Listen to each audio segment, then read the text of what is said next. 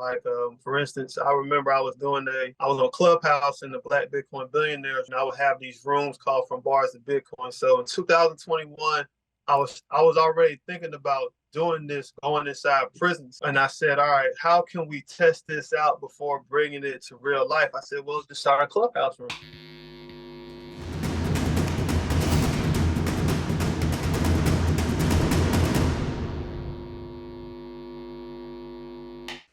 Howdy, everyone. Christine here with the TBC, and I am thrilled today to be sitting down with Justin Rhedrick, Bitcoin vegan over on Twitter and author of From Bars to Bitcoin, who's going to share with us a little bit about his story and how he got into Bitcoin education. There. Justin, so good to see you. Thank you so much for being on with me today. Thank you for having me on. Thank you for having me on. It's a pleasure to be on the Texas Blockchain Council podcast. We are thrilled to have the opportunity to sit down with you. And I was just so blessed the day that you reached out to me to introduce yourself on LinkedIn and got to know you that way. But really excited to introduce our viewers to you and your story and your vision for the Bitcoin space. So, yes, better.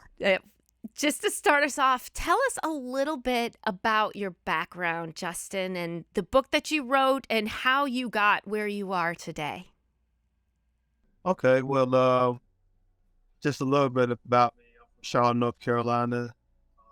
I've been there my entire life, looking to change that soon. And, what made me reach out to you, first of all, was I don't really see a lot of Bitcoiners on LinkedIn. So, I had to say, hey, this is who I am. And you made the introduction. I'm not only the introduction, but the invitation to come. That was great. And seeing you, little rewind, you said, will you be empowered? I was like, probably not. But then, a week or two later, I'm down there. So, it's just amazing how things work out. I love it. I love it. And you said that you are looking to maybe not stay in South Carolina. Any chance that Texas can get you? I mean, hey, things are right. The future's wide open. The future's wide open. So Texas might be, I was at one point in time contemplating Miami, but Texas has a better way of living than me. I like Texas a lot more. I love that. I love that. So, how did I get into Bitcoin? Well, the story might have been told a lot, but your viewers. My journey into Bitcoin was not the traditional one. I didn't quit no corporate job. I didn't have computer experience learning about Bitcoin or coding experience. I found out about Bitcoin out of a sense of seeking the future. In 2014, I had been released from prison after doing 3 years. And, I was just talking with my uncle about being forward thinking. And, I was out there and I'm just thinking to myself, how do I make impact on the world? How do I change my life? Whether that's become a billionaire or just have good amount of income, get money. Because I was 24 and I was still living with my mom. So it was definitely just making an adjustment. And in prison, I knew that I was intelligent. I knew how to learn and apply what I learned and take advantage quickly. So I was on for all challenges the world offered. And so then I had my daughter, and I remember walking with her outside, and I said, if I find something that is like brand new kind of in the world, I'm gonna run with it no matter what it is. And so then, now this is where the timeline is kind of fuzzy. I ran into my friend Isaiah Jackson, Bitcoin Zay. He's the author of a book called Bitcoin of Black America. We grew up together playing basketball. And I saw him at the gas station. He did there. What's up, Justin? I said, oh, what's up? And we had conversations. And he said, follow me on Instagram at Bitcoin Zay. And I didn't know what it was. I said, Bitcoin? I said, all right, well, whatever. I'll follow you. All right. So then, yeah, that was probably the worst moment of my Bitcoin career, Bitcoin. But so then, what happened? I want to say I then had gone to my grandfather's house. He passed away in like 2018, but he was like 80-something years old, 2015. And we had gone to his house in his study, and he said, Jay, don't touch that. That's my miner. It's going to make me some Bitcoin. And so then my mom Wait. and my aunt, Your grandfather was mining Bitcoin at 87 years old? we believe he was. Oh Like, we believe he was. Goodness, that is Like, talk about forward thinking. Yeah, my granddaddy, his name was Rhedrick the first. He my uncle was telling me how he had stock in Microsoft when it first got out, and he had purchased some, I think he had some shares of Enterprise like way back in the day. So I remember my mom telling me that about him, and I was like, okay, I got to be a forward thinker. If I want to do anything, I have to find something cutting edge. Like, you don't have to have an education, you don't have to have any credentials to be cutting edge. You just have to be that. So then, he was mining Bitcoin. Again, I believe he was. I don't know for certain because I didn't see any Bitcoin from him, but they were laughing at him, and I Googled it, and I still have that same miner at home. It's actually a S9. Wow. And I was just like, wow, okay, this is real. So I looked at him, and everybody was laughing, but I just paid attention. I said, okay. And so then I got scammed. My mom told me about this investment opportunity. You could put your money in here, and it's a lending platform, and after 30 days, you will see return on your revenue. And so I told my friend Zay about it. He said, Justin, it's scale. Wow. I said, wow, how do you know? He said, ask him, can you get your money back? And I asked him, and then, no more communication. So I was just like, okay, all right, I got scammed, but to me, if people are scamming with it, then it has to be some value. In my mind, I said, well, hell, I did 3 years in prison. What's $150? And that was my ticket into Bitcoin. Like, if you don't get burned, you're not really here. So I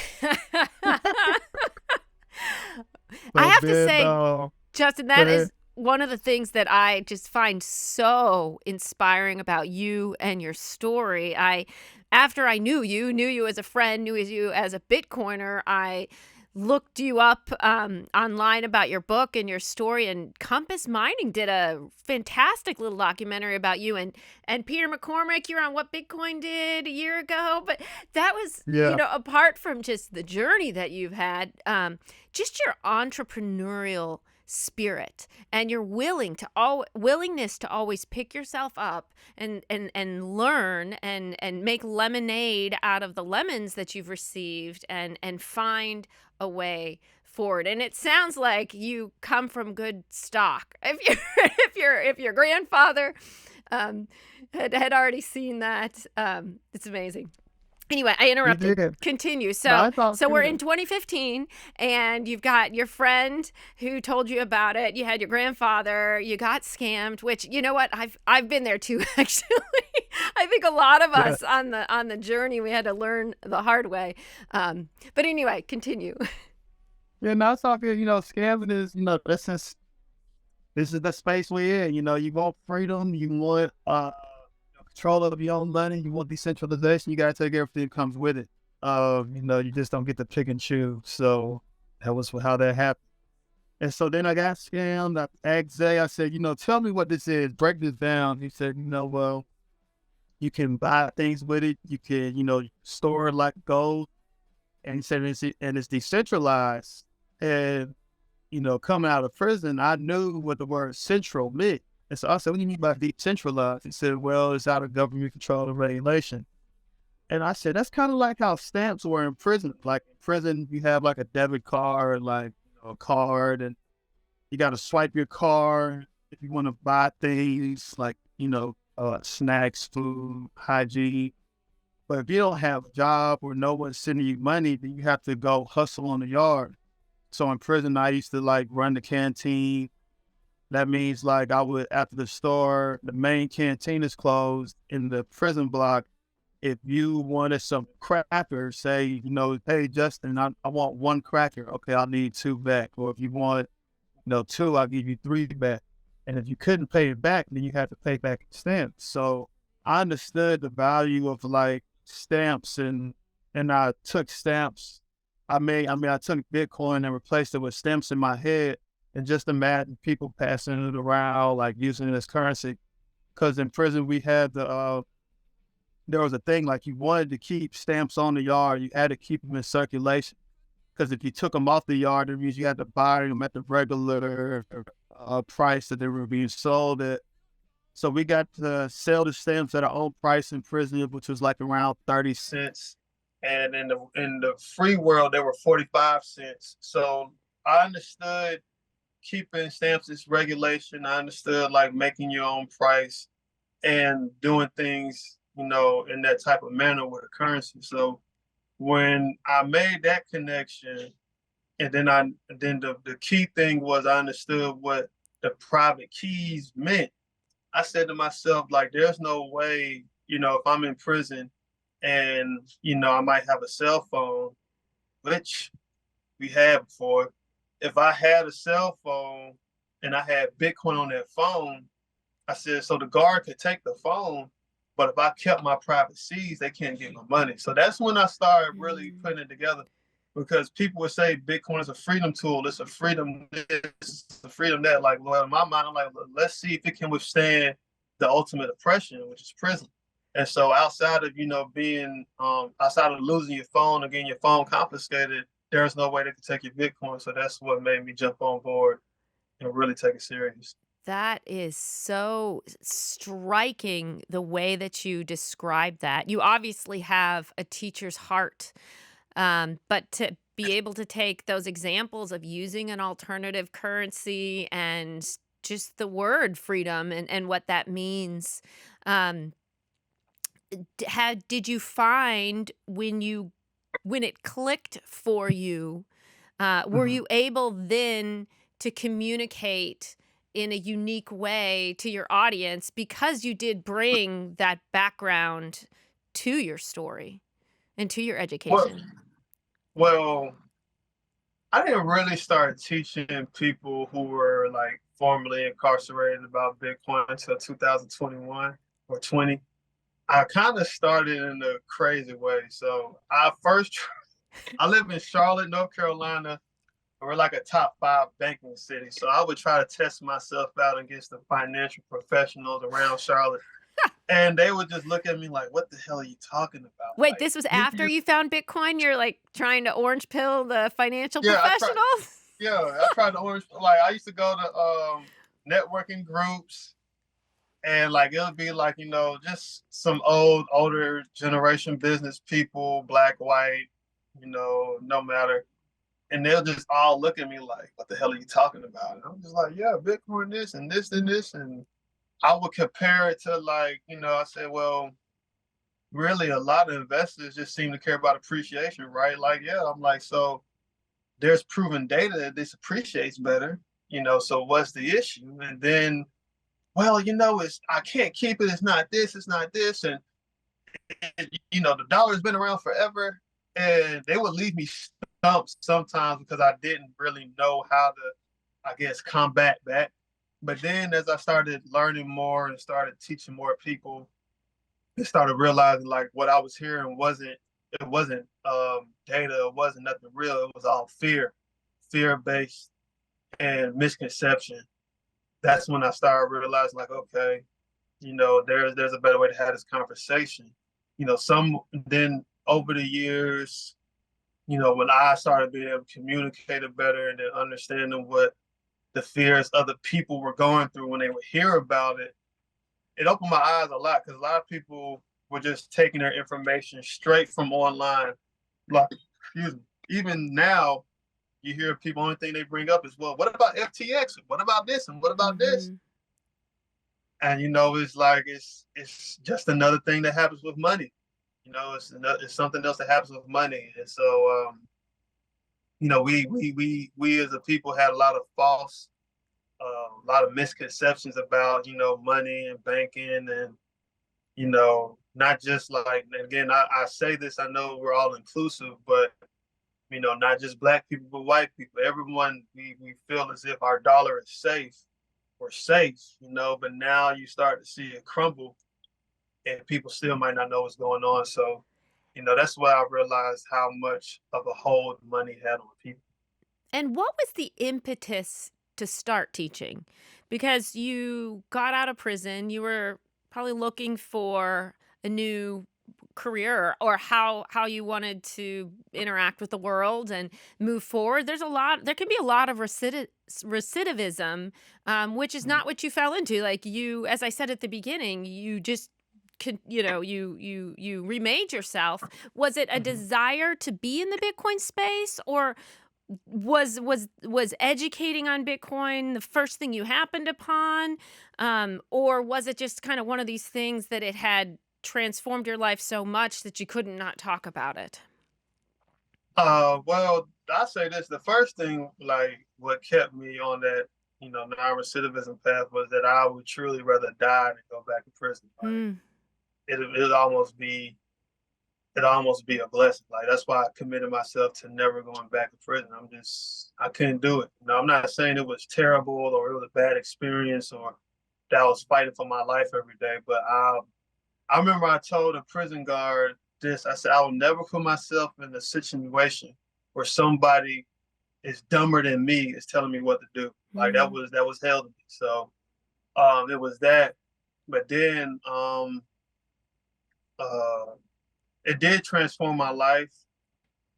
And, like in my boxing coach says, you learn things faster when you teach other people. So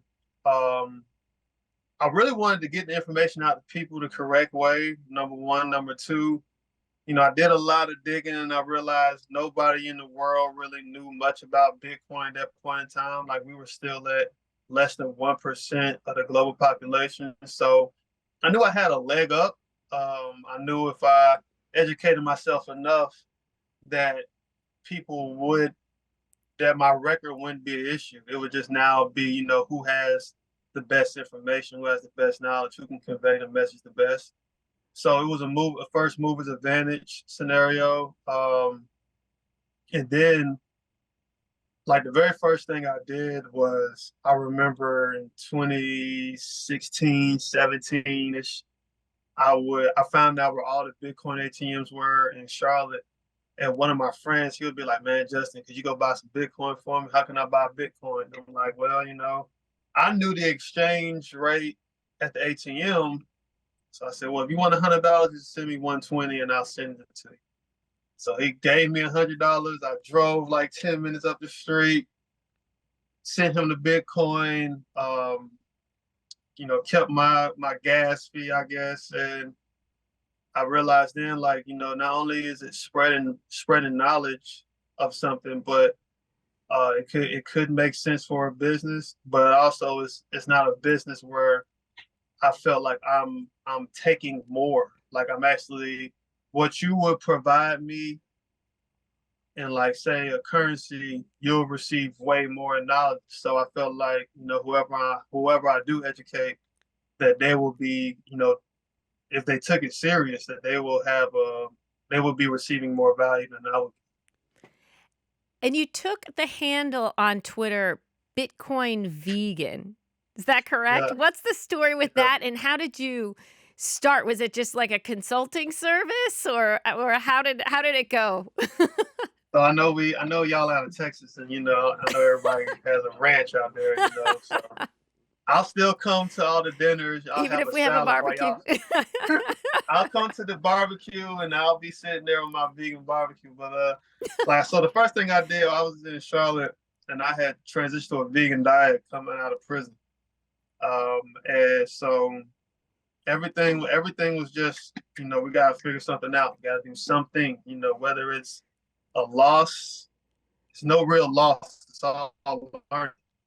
So I was like, all right. So I was going vegan and I would make food. And then someone said, man, you should think about selling plates. I said, all right, I'm down for anything. So I would buy the food, cook it out my house, sell it and deliver it. And I was doing that first. And then Bitcoin came along and I was asking my friend, I said, can I sell these for Bitcoin? He said, yeah, I'll buy some for you right now. So Will it's work for like, Bitcoin. yeah. So he bought the fajitas for like $13 to $14. And those fajitas got as high as like, I think 2,000 or some odd dollars just because of the bull runs. And so I was just like, okay, all right. So then I was Googling, I said, I gotta find a nickname. So I said, what about Bitcoin vegan? And I looked it up on Google. There was zero, Google had zero results for it. I was like, oh snap. So now I said, all right, I'm gonna start running with this. So it was the first of its kind ever, just put them together. No one else in the world, Google couldn't find nobody who had the name, so I was just like, yeah, let's keep this name. Beautiful. So So you were Bitcoin selling the vegan. food first, and then you started selling it for Bitcoin. So that was before you started educating. Is that correct? Right, yeah. Only like 2 people bought it with Bitcoin, but I wanted it to be out there. Like my idea was, it was kind of like how Steve Jobs does with Apple. If I say Apple, you now have a competition in your brain of a cell phone or food. Before him, it would just say Apple, it'd be Apple. So in my area, when you heard Bitcoin vegan, you thought of Justin. Oh yeah, Bitcoin on TV. Oh yeah, Justin. It was like a psycho marketing play. Like how can I be in your brain for years, for years. So Brilliant. now people say to me like, every time I see a Bitcoin, I think of you. I was like, well, it's working. Isn't that It's working. amazing? We did a survey a year ago, and we were looking at Texans, how likely were they to own Bitcoin or crypto? And we actually found that the African American community and the Hispanic community were much more likely to own it than the Caucasian community. So I think it was 24% for the white Caucasian and 41% for the African American community and 38% for the Hispanic community. Was that your experience, or was that because of people like you that were sharing their experience? Well, I'll say this. When I first started, I can speak for Black people. Like a lot of Black folks are looking for some type of hope outside of like what their norm is. So I was kind of met with like okay, I'll give it a shot or I'll think about it. And then I've been met with the whole closed door. And I think what gave, this generation of people a leg up with it was that we've been through a hell of a lot, Black, white, Hispanic. So it's like, why not? But I can't say for my age, for my generation, there are 3 people who pushed Bitcoin in my generation, and all 3 of those people, well, I know the other 2. So we've been, out there pushing for a while now, like with my age group of people. So, I'll take partial credit. But, early on, when it boils down to it, like people might own it, but like taking that next step of, going deeper, there still might be, a little hesitation. But, overall as a whole, if you're and those numbers aren't surprising because, when you're in a very financial, what's the word I'm looking for? When you're in a bad financial situation as a people, you're looking for anything. And on the flip side, where there's a lot of money, when you've had it, it's always hard to talk to people who are used to what they're used to. Well, I'm with the banks. The banks never failed me. The dollar won't go anywhere. I watched that. I watched that retweet you made of Tucker Carlson about the war, and how he was just like, this is really destroying the dollar. Like, it's crushing the dollar. And he was pointing the finger at Democrats and Republicans about like what it's doing to the money. So that type of education is very key, because people don't really, we get the dollar printed, we could use it, we could do this, but back in my day, the gas was like $1 for a gallon. Now in North Carolina, we had $3.49. Yes. And so when I got into Bitcoin, I started seeing, what that really meant. So I went off on a deep end, but yeah. Yeah. No, I want to press into that a little bit because it's really important. One of the things I respect about you and the way that you do education is that it is more broad. Like, this is not investment advice. We're not telling people you need to buy this much or even that you have to buy it. We don't say that, but we say, this is what's going on in the environment, and this is why Bitcoin is an interesting investment, because it's sound money and everybody's situation is different. But the more that you know about it, the more that you can make an educated decision about if there's a percentage of your income that you'd like to allocate to it. And you mentioned the scam, how you were scammed. The scammers are rife in the space.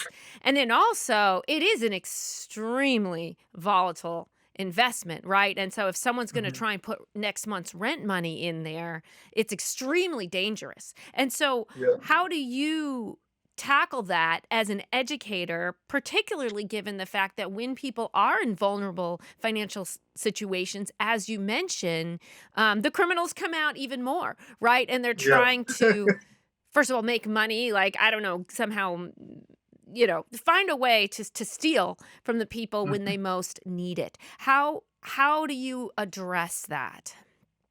Well, the first thing I did, back in the day, I lived Bitcoin fully. Like I said to myself, because I do like health and life coaching on the side. And the one thing this one coach told me, she said, you can't take people deep if you've never gone deep. So I put my whole life into Bitcoin. Literally too. I remember, like, I made all those mistakes. I remember in 2016, I was working these types of odd jobs and I couldn't wait to get paid. I'm gonna put everything in Bitcoin. I put everything in Bitcoin and realized, oh damn, we can't do that. I learned I learned it the hard way. I didn't have like that next level of financial literacy to know like this is a percentage game. So I had to read books, learn it like that. But I mean, I walked that whole entire walk. I've sold Bitcoin to pay for rent. I've sold Bitcoin to get my car out of repossession. I've lived off Bitcoin. So and in doing that, that's what helped me get all that knowledge, that firsthand experience. Because I grew up in like the internet age where you just had to figure it out. How do we use the internet? Got to figure it out. Everything you had to be committed to trial and error and be big on that error part. So from doing that, I could share like, hey, this is my experience of this. And, you can't put your whole paycheck in the Bitcoin. Why not? Well, you still got bills to pay for. Yeah. And, the world is not on a Bitcoin standard. Well, could I do this with my businesses? Well, I want to accept Bitcoin for my business. Like, what if people buy it? Like I said, you'll probably get like, probably 2% of your customers that ever pay you in Bitcoin. And if that kills your profit margins, then probably shouldn't do it. But I mean, not a lot of people are even going to buy Bitcoin. I mean, look at Bitcoiners. We all live under this, I'm not spending my Bitcoin model. So like, you're not going to be able to, sell too many things in Bitcoin. So, I mean, from the small amount of people that do buy, you could just consider it what it is. But I lived it out. I live it out. And that was the best way that I could see to give that knowledge of education. Because a lot of people, what I've noticed from all of these years, because I would hear on the news or online sometimes, we got to protect investors. We have to protect our investors. And in my mind, I'm thinking like, why do we have to protect investors? Like, they're investors. But no, Yes. People invest in things all the time just because, and it does not matter their amount of money.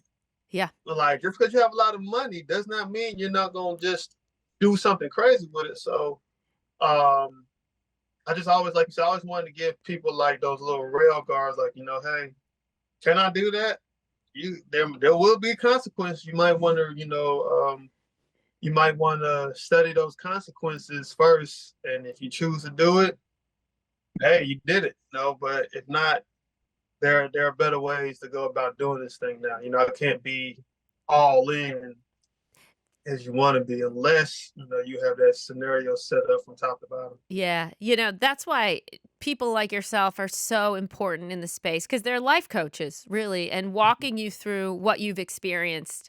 And just to identify with you, I actually had a similar story myself. I found out about Bitcoin in early 2021, and I Mhm. just can't not talk about what I'm passionate about. And it was right Right. during a transition time where I was moving back to Texas and looking for a new job. And so I've also made all the mistakes. I've lost a little Yeah. here and there, and um, but it does I'm personally very grateful that I got in when it was running up, and I've experienced every step of the way that it can retrace 80%. I have Mhm. put a little too much in, and it was a little too hard to pay rent the next month. And so I'm really grateful for my experiences because now I will never talk about what I think the price will do. And I will, and I'm very, very clear that, do not invest in this, to get rich overnight because you can lose everything. However, you need to understand this because it comes to a point where you have a right to know, and it can be more dangerous to own none than it Mhm. can. Anyway, there's risk on all sides, and the importance of having someone to walk you through that. That you're such a gift to the community in that, Justin. And I want to kind of also ask you about where you want to go with this because you do have such a unique experience having made a mistake early in life and had a hard lesson of the time in prison and determining that you're never going back there, and so looking for ways to give back and to help people not make the same mistakes that you've made, whether that be in the Bitcoin space or in other ways in life. And that is so valuable. So, what is your vision for where you go from here with your education? So, thank you for bringing it up, and thanks for that question. More so, what I'm looking to do, or what I'm working on now. I have a great uh, business partner or friend with me by the name of Dr. Stacy Boyle, and creating a nonprofit called same name of the book, the documentary From Bars to Bitcoin, and Hmm. actually living out that name. So this summer, I've joined a group of reentry professionals, and they were intrigued by my story. And I asked them, could I join their tour to go on different prisons and teach about Bitcoin and how it could change the lives coming out of prison. And the goal with that is to turn it into a nationwide program.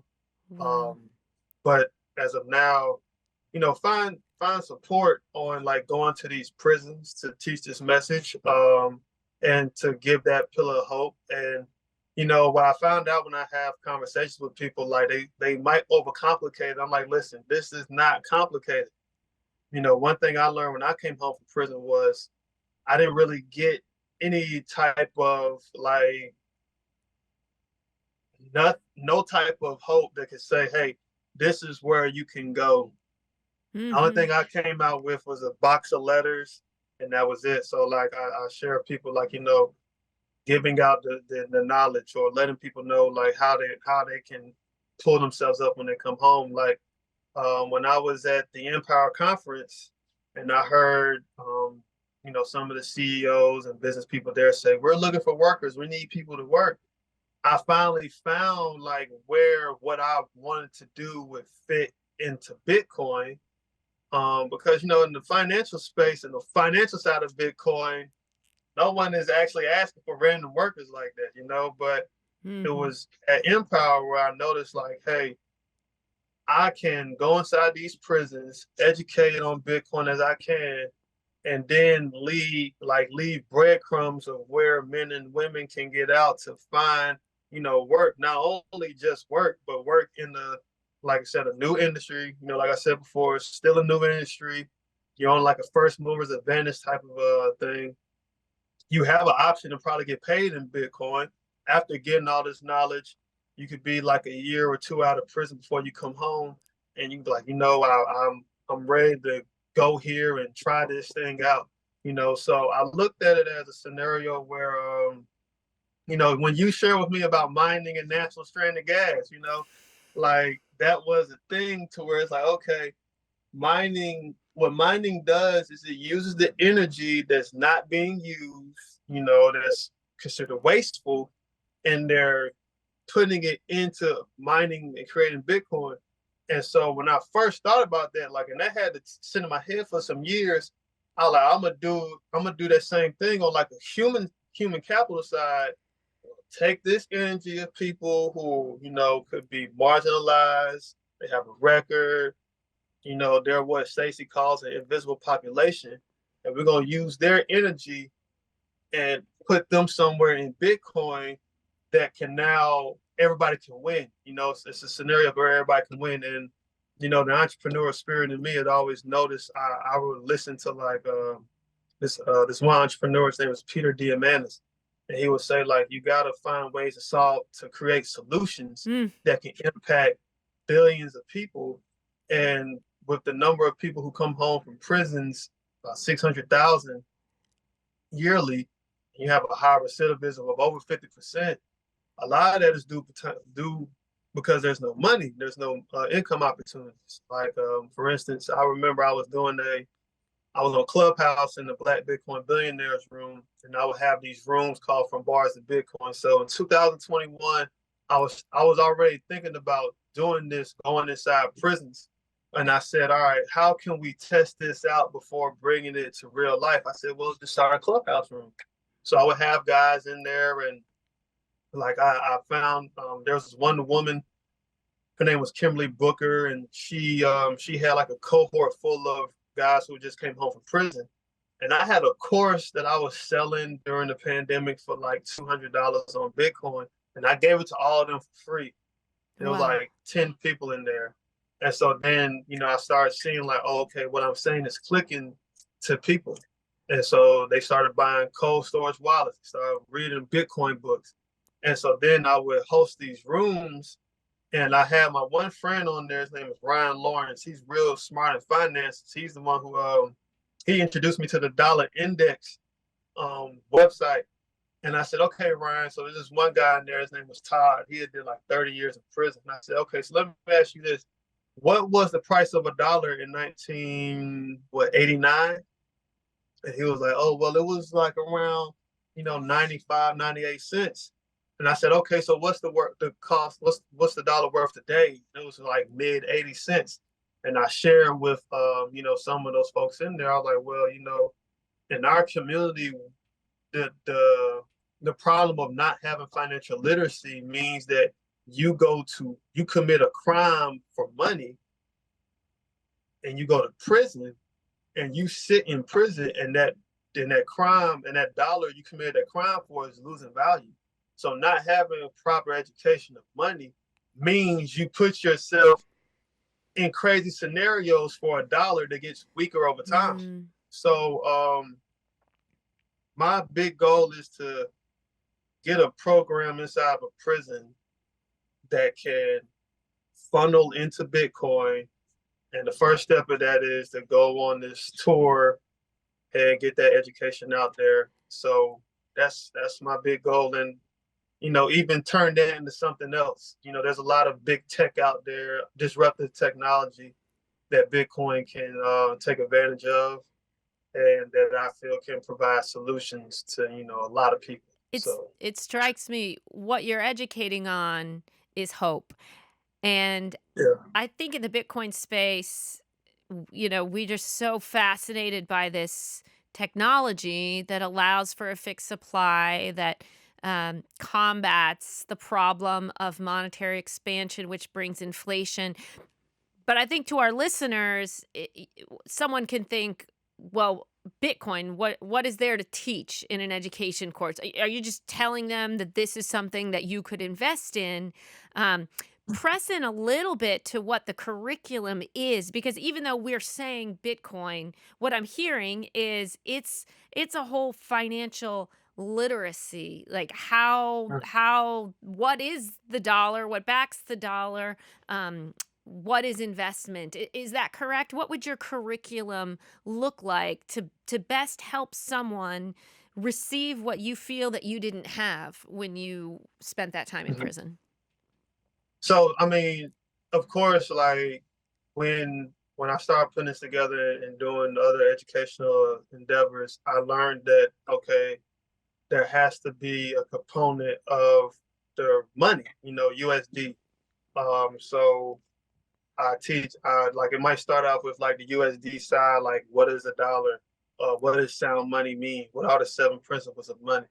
Um, I talked about bank runs, how the bank runs came about, how the Federal Reserve came about, what monetary policy is, and how these things happen over time that end up, crushing a dollar. I remember me and Isaiah Jackson, we did a summer camp with some kids, and we gave them money, but we would give some, like they were different countries, and we would give them some money. We'll give some of them more money or less money. And then like he asked the question, like, so what does that make you want to do? I want to go over there and take their money. That's kind of how wars start, right? So now you're able to, teach people, all right, here's where the US dollar is. Here's why it's faulty. We don't have a gold standard. What are we putting our money on? It costs almost more money. It costs more money to print the money than we have in money. Just a lot of different facts that are out there about money. And then we take them into like, okay, well, here's Bitcoin. So why is Bitcoin, it's perceived to be better? Well, it has these functions of money. It has all 7 functions of money in there. We talked about the scarcity aspect of it. And I used to show like a picture of like cracked skin, like scarcity of water. But it get people to think like, okay, like, so it's valuable, because if there's no scarcity in there, then there's no real value. You just can't keep putting out money. Like I'll say something like, what happens when you put too much water in Kool-Aid? You dilute the flavor, so you dilute the money. And then we take them on that the biggest part of like what Bitcoin is, and in a prison aspect, how to send Bitcoin would be different. But I mean, I know people have cell phones in prison, like it's it just is what it is. But it's just a simple transaction. You take them on the road of transactions, and then I showed them like how to review or look at certain coins. Like if you're interested in coins, you might want to know what's real. Like what's their max supply? Is it feasible to even reach $1, Doge? Stuff like that. So you end up just it breaks down a lot of, well, it don't even break down, it highlights a lot of the unknown around money. And so then when people are like, well, how can I use it in my everyday life? Like, well, I mean, as of right now, there's some ways you can, but the best way that, that's been proven by data is the HODL. I try to never lean close to what I feel, because there's enough data out there to prove the facts. And, with the prison population, like you said, it is a lot of hope though. Like they can see my story and be like, damn, something good has to be over here, and to get that feeling of like no oppressor, because in the Black community and even coming out of prison, and now, and it wasn't until I even got into Bitcoin where I saw how white people could feel oppressed based upon their money.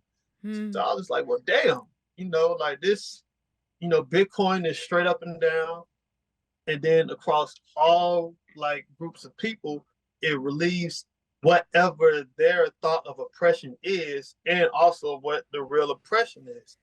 So I was just like, well, damn, all right, So I want to be able, because even if no one goes in there, they don't buy Bitcoin, I want you to experience what it's like to have some form of freedom to then do better. You know what I mean? So Yes. that's one to go. I love that. So you're educating about what Bitcoin is, how to send it, how, understanding, but really you're helping them understand the broader picture and hopefully making better decisions about all of life, right? Saving versus spending, high time preference versus low time preference. And just seeing a way forward, not that if you buy Bitcoin you're going to double your money, but rather a shifting of worldview, of understanding how to leverage finances to build a better life for yourself, and also risk factor, being thoughtful too about how to diversify risk and not make yourself vulnerable to having to finding yourself in a situation where you've lost everything and looking for answers in a desperate way. Is that a fair summary of? Because like when I came home from prison, I'm set on being an entrepreneur, but everybody might not be, So if you're not going to be set on being an entrepreneur, and then people like, well, I remember I asked a friend of mine, he goes by Miller L. I'm like, bro, how do I get more Bitcoin? You go work for it. That's how you do it. You go work for it. Yeah. You get a job. I'm like, well, if I can't get a job, well, I remember I've done DoorDash. I still Instacart to this day. But I remember I had a friend who had a lawn care company. He would just let me, cut grass or whatever they were doing.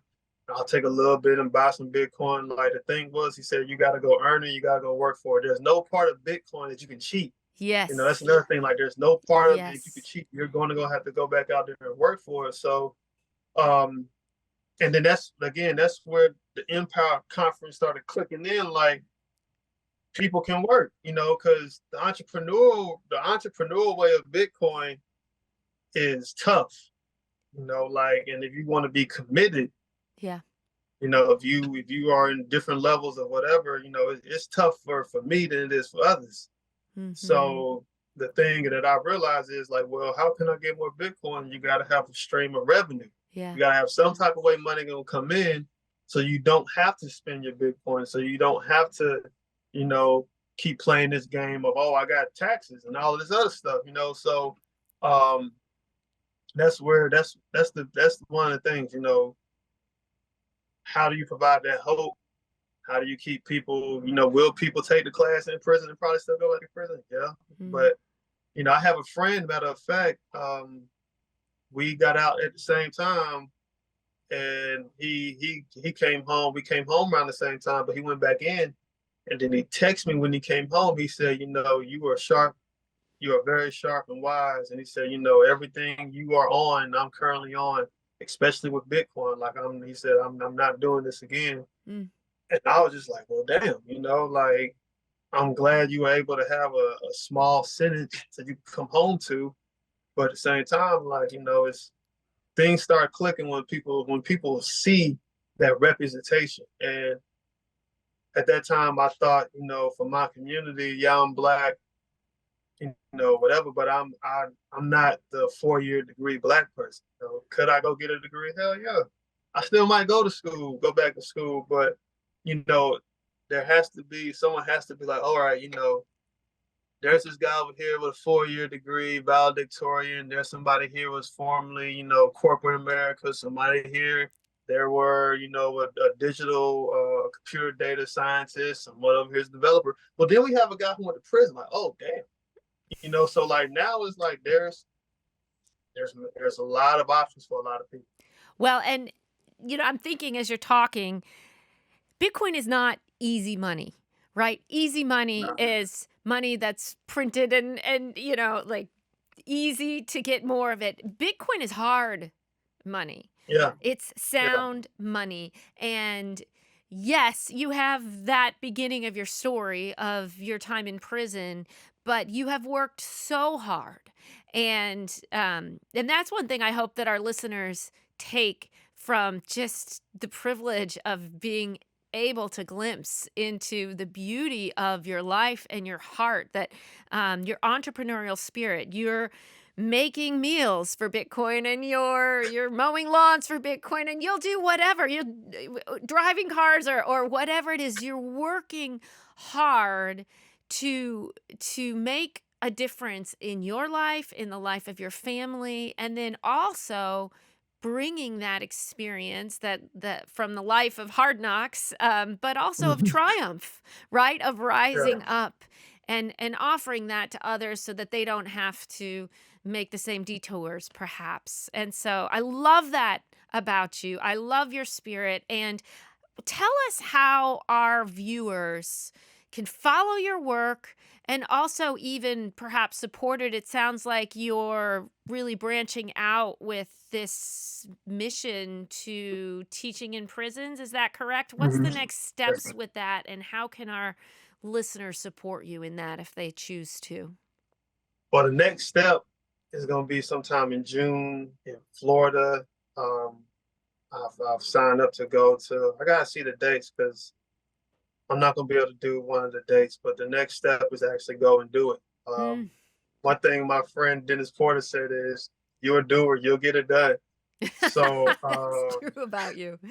The thing is now is, if anybody wanted to reach out to support or even have a conversation to support, again, I'm on Twitter as Bitcoin Vegan. Or also have a podcast I'm starting, just it's from Bars to Bitcoin. You can type that in on Twitter. But honestly, I know the old traditional way is email. So Justin at frombarstobitcoin.com. We're definitely open to supporters. If you're a Bitcoiner and you're looking to support this, let's have a conversation. Let's go about it. Do you need... You probably need funds. Do you also need education? Are you educators? Are you looking also for places to do the education? How many different ways can people get involved? Well, yeah, funding is one. Resources, whether that's like, I remember one guy said, "Hey, we can probably create a website for you," stuff like that. As far as like places to educate, the state of United States of America has provided a lot of places with the prisons. Shit, we have a lot of them. But as far as like taking the program from being in prison to something outside of prison as well, that those centers would be very helpful. But as well as business owners, those who are really in the mining space who feel like, oh well, we're going to need work. So, how can we support? How could they be a part of it? Well, if there's training that you have that could be digitized, or if there's a way I could get into a prison, that's one thing. But being willing to be open to people from all different walks of life working with you. So resources, funding, of course, but then that conversation of just figuring out how can we, partner or sponsor or make this thing come to life even better over time. So a willingness, just being willing to step on the conversation, being willing to do something different, just the willingness to even have that conversation first and foremost would be very key. Beautiful. Well, Justin, thank you so much for taking the time with us today and for sharing of your story and your heart. And I can't wait to see all that you do. And we will definitely put information below this video on how to contact you. And we'll have to stay in touch. So thank you very much. And thank you to all our listeners. If you like this content, please like, subscribe, and follow us, and we'll see you on the next podcast. Hey, it's Amy. Click over here to subscribe, click over here for more content, and we'll see you next time.